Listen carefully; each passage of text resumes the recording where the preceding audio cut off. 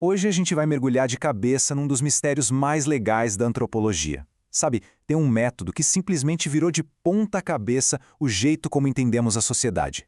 E é com ele que nós vamos decifrar a lógica que se esconde por trás das relações de família. Olha só, para começar já vem uma pergunta que parece esquisita, né? Por que que em algumas culturas alguém chamaria o próprio tio de pai? Quer dizer, o irmão do pai. À primeira vista parece um erro, sei lá, uma simplificação, ou talvez faltasse uma palavra melhor, né? Mas e se a história for outra? E se não for nada disso? E é aqui que a coisa fica boa. Porque, acredite, isso não é um erro. De jeito nenhum. Na verdade, é uma pista. Pensa numa investigação. Esse detalhe, que parece tão pequeno, tão insignificante, é a chave. A chave que pode abrir a porta e mostrar como funciona toda a estrutura social de um povo. É como um sintoma, sabe? Que aponta para uma lógica muito mais profunda. Então, para a gente sacar a genialidade dessa nova abordagem, primeiro a gente precisa dar um passo para trás. Vamos ter que dar uma olhada nos métodos antigos. Porque antes de alguém conseguir decifrar o código, os primeiros antropólogos faziam uma coisa. Eles tentavam adivinhar como tudo isso teria começado. Esse método antigo tinha um nome, história conjectural. E olha, o nome já entrega tudo, né? Era basicamente um exercício de adivinhação, de pura imaginação.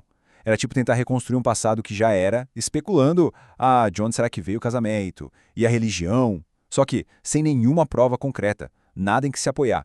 E aí, claro, tá o problema central disso tudo. A tal da história conjectural ficava perguntando, tá, mas como isso começou? Só que convenhamos, sem uma máquina do tempo, a resposta era sempre a mesma. Um chute, uma conjectura. Eram só histórias que não dava nem pra provar, nem pra dizer que estavam erradas. O foco ficava todo lá atrás, num passado que ninguém podia ver, em vez de olhar pro que estava acontecendo bem ali, na frente de todo mundo.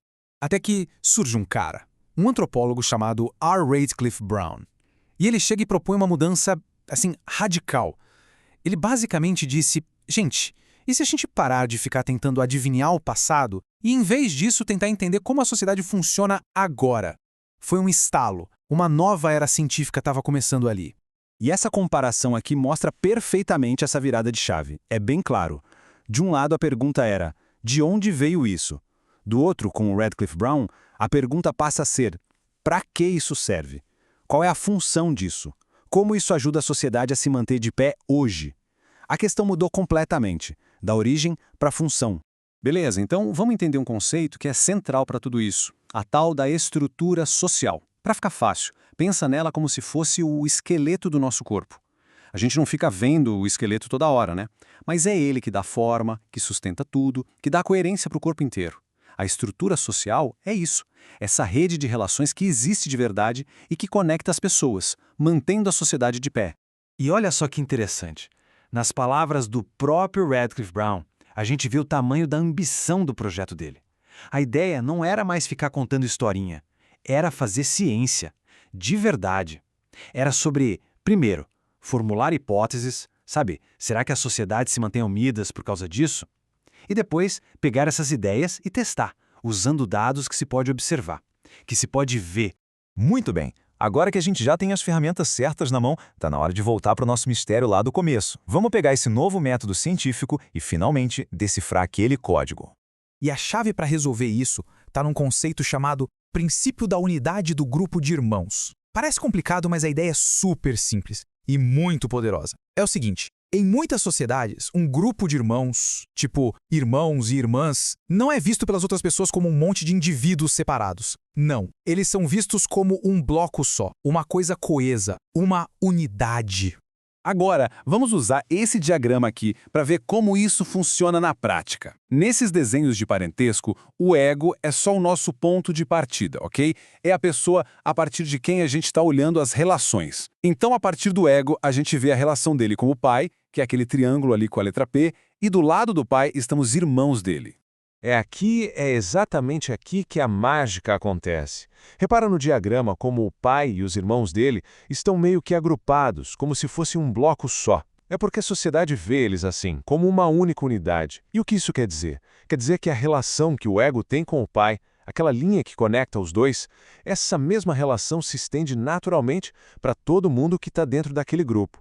E pronto. Tá aí, o quebra-cabeça tá resolvido. Chamar o irmão do pai de pai não é um erro, não é nada disso, é só a expressão, em palavras, de um princípio da estrutura social. Na prática, para aquela sociedade, ele é sim uma figura paterna, porque ele faz parte do mesmo bloco, da mesma unidade social do pai. A lógica do sistema foi revelada. Certo, então a gente decifrou o código, legal. Mas e daí? Por que isso é tão importante assim, tão revolucionário? Qual é a grande coisa em entender essa lógica por trás dos nomes que a gente dá para os parentes?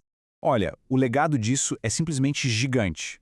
O que o Radcliffe Brown fez foi dar para a gente uma nova lente para olhar a sociedade. Ele mostrou que os sistemas de parentesco não são um amontoado de palavras aleatórias. Não, eles têm uma lógica por trás. Ele mostrou que o parentesco é como se fosse a planta baixa da estrutura social. E o mais importante, ele deu para a gente um método, um jeito científico de comparar sociedades diferentes. Então, o ponto principal para levar daqui é este. Da próxima vez que alguém ouvir um termo de parentesco que soa meio estranho, é bom lembrar, aquilo não é um erro, aquilo é um mapa. Um mapa que, se a gente souber ler, revela toda a estrutura profunda daquele mundo, daquela sociedade.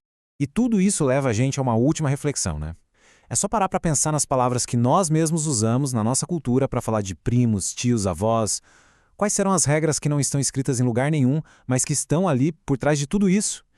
Que tipo de mapa do nosso próprio mundo social essas palavras desenham para a gente? Fica aí a pergunta, a investigação continua.